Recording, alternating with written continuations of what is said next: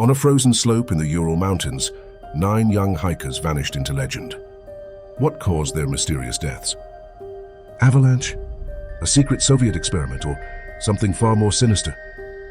January 27, 1959.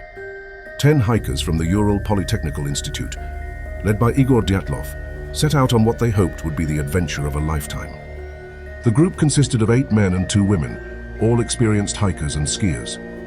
They carried enough supplies for their planned 14-day trek through the harsh Siberian wilderness. Their goal?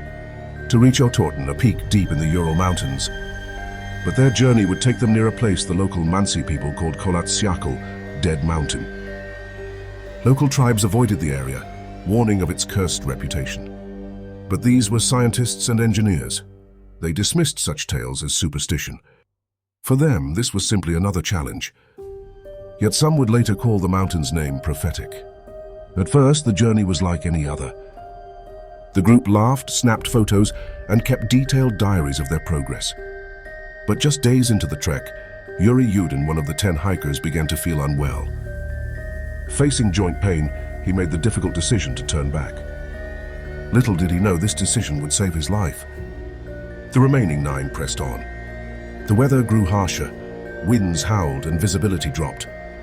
On February 1st, they pitched their tent on an exposed slope near Kholat Syakhl. It was their final night. When the group failed to return on February 12th as planned, families grew worried. Days turned into weeks. Search parties combed the snowy wilderness.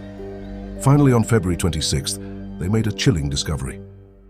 The hiker's tent was found first. It was half buried in snow, ripped open from the inside. Their belongings remained untouched. Boots, warm clothing, food, all left behind. It looked as though they had fled in a panic. Footprints led away from the tent. Some were barefoot, others wore just socks or a single shoe. The tracks stretched nearly a mile into the forest. At the edge of the forest, under a large cedar tree, they found the first bodies. Yuri Krivonishenko and Georgy Doroshenko. They were dressed in only underwear with no shoes. Their hands were burned, likely from trying to start a fire. The bark of the tree was scratched, as though they had tried to climb it. 3 more hikers were found nearby: Igor Dyatlov, Rustem Slobodin, and Zinaida Kolmogorova. They were scattered between the tree and the tent, as if trying to return. Their faces were frozen in terror.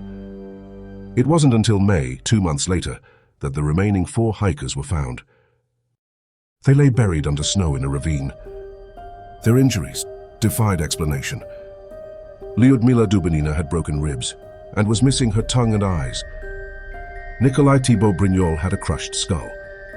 Semyon Zolotaryov and Alexander Kolebatov suffered similar trauma, including broken ribs. The force required to cause these injuries was described as being comparable to a car crash. Yet there were no external wounds, no cuts, no bruises. Adding to the mystery, some of their clothing carried traces of radiation. What could have caused such devastation? Soviet authorities closed the case in 1959, concluding the hikers had died from an unknown compelling force. But what could that possibly mean?